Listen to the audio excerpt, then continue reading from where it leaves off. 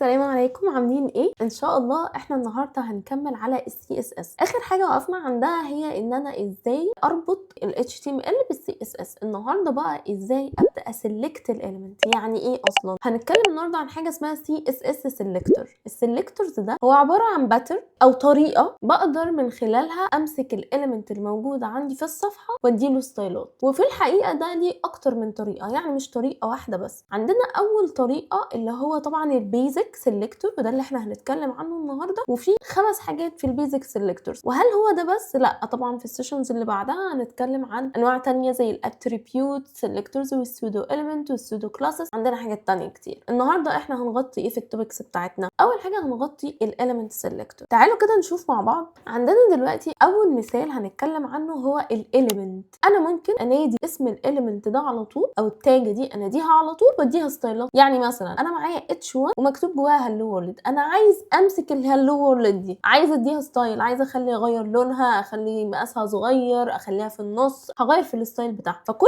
اللي انا هعمله ببساطه خالص، اسمها ايه التاجه دي؟ اسمها H1. خلاص تعالى في CSS كده وقول H1 وافتح الكيرلي براكتس بتاعتك وابدا اديها الستايلز. انا هخلي الكلر بتاعها ريد مثلا. يبقى انت كده عملت ايه؟ رحت مسكت الاليمنت دايركت. خد بالك بقى، التاج او الاليمنت احنا كده اي حاجه في البيج عندنا اسمها H1 هتاخد الستايل ده. وطبعا بما ان ال H1 مش هيتكرر، فاحنا ممكن ندي مثال تاني بالباراجراف. مثلا لو انا معايا باراجراف مثلا واقول ويلكم to our website مثلا، ده اول باراجراف، ورحت اخدت الباراجراف ده عايزه اديله ستايلات. خلاص انا ال H1 مش هاجي جنبها بقى، انا بروح افتح واحده جديده خالص واقول انا معايا باراجراف، افتح الكيرلي براكت وابدا اديها الستايل. فونت سايز 24 بكسل. الفونت سايز ده بيتحكم في مقاس الخط، فكده الخط بتاعي بقى قد ايه؟ 24 بكسل. خد بالك بقى، انت هنا قلت باراجراف، يعني اي باراجراف في الصفحه هيكون عندك هياخد الستايل ده. يعني لو رحت عملت باراجراف تاني كتبت فيه اي كلام، بص ايه اللي هيحصل؟ هيبقى جاي بنفس الستايل. تعالى برضو عشان ابين،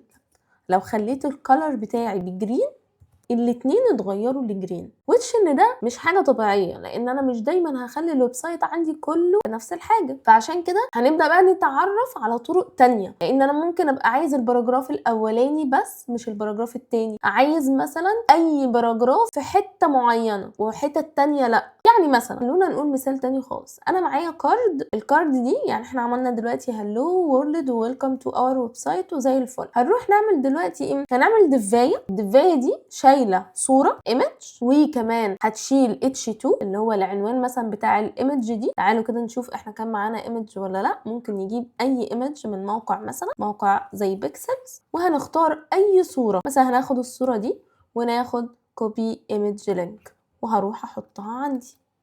وتعالوا كده نرجع هنا للويب سايت بتاعنا. الصوره طبعا كبيره جدا، فاحنا ممكن نعمل ايه؟ زي ما احنا عارفين احنا دلوقتي كنا عندنا نحط حاجه اسمها ويدث وهايت. انت ما تنساش دلوقتي انت معاك ستايلنج، صح؟ يعني انت ممكن تروح تنادي اسم التاجه اسمها ايمج، التاجه دي اسمها ايمج. تعال نبص، اسمها ايمج.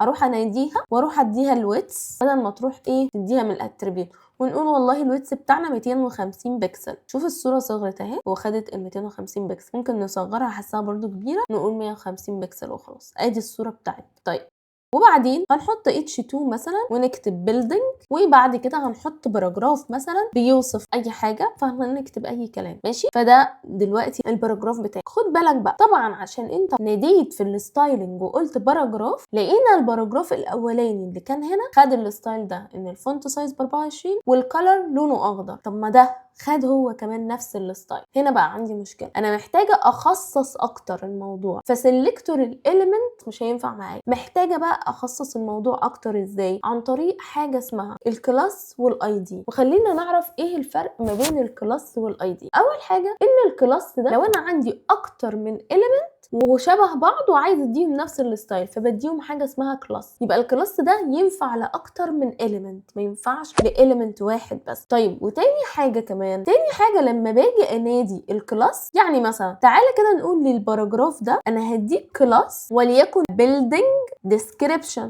حط الاسم اللي انت عايزه، بس اهم حاجه يكون بيوصف الحاجه اللي انت شغال عليها. building description يعني ما نلاقيش كلاسز كده اكس واتش وحاجات كده، لا ماشي. انا حطيت مثلا ده الكلاس ده وهنروح نناديه. لما كنا بننادي الاليمنت كنا بننادي اسم التاج على طول. طب هنا هننادي الاليمنت ازاي؟ هل هروح احط الكلاس كده على طول وخلاص؟ مفيش اليمنت كده، امال هعرفه منين ان ده كلاس؟ بروح احط دوت كده. يبقى معنى ان انا حطيت دوت يبقى انا كده معناها ان انا بنادي حاجه الكلاس بتاعها اسمه كذا. وبص عشان ااكد لك، بص لما اقف هنا بيقول لك element واخد كلاس اسمه building description، يبقى هو هيروح يدور على اي element واخد الكلاس ده. اي element يعني معنى كده ممكن يكون في element تانية واخده نفس الكلاس، عادي جدا. يعني لو بصينا دلوقتي احنا نادينا ده، هنديله مثلا فونت سايز 15 بكسل. بص كده ده صغر لكن اللي فوق ما صغرش. طب معلش عشان مش باينه، او خلينا نغير اللون كمان، نقول والله الكلر ده بلاك. بص كده اللي فوق ما اتغيرش، اللي تحت بس اللي اتغير. كده عملت ايه؟ انا خصصت واحد عن التاني عن طريق الكلاس. هل معنى كده انا لسه قايله لك لو رحنا للباراجراف اللي فوق ده ادينا له نفس الكلاس وقلنا له خد انت كمان الكلاس اللي كان اسمه building description مثلا، بص كده ايه اللي حصل؟ هو كمان خد نفس الستايل. يبقى الكلاس هو ان انا بسلكت مجموعه من الاليمنت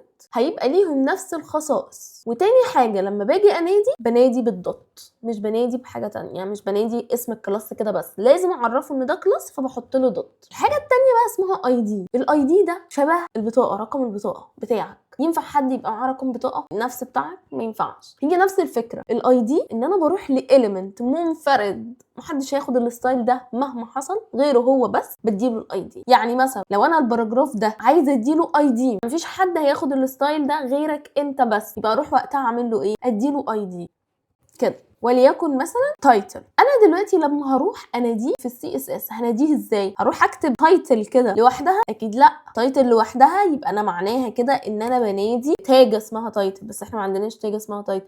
ده انا بقول له انا عايز اي دي. طب هحط دوت؟ قال لي لا برضه، بنحط حاجه اسمها هاش او شباك زي ما تقولوا عليه كده. انا بنادي الاليمنت. بصوا اليمنت واخد اي دي تايتل. لو رحنا ادينا له كلر مثلا بلو، فبصوا كده الباراجراف ده هو اللي اخد البلو، لكن اللي تحت ما جيناش جنب. يبقى احنا كده باختصار نجمع بقى اللي احنا اخدناه النهارده. عندي 3 طرق في البيزك، هما 5، احنا خدنا 3 النهارده. اول واحد اللي هو انادي ايه؟ الاليمنت على طول، ودي سهله ما فيهاش خلاف. تاني حاجه ان انا انادي بالكلاس. لو انا عندي اكتر من اليمنت في الصفحه عايزه اديهم نفس الستايل، هل ده ممكن يحصل؟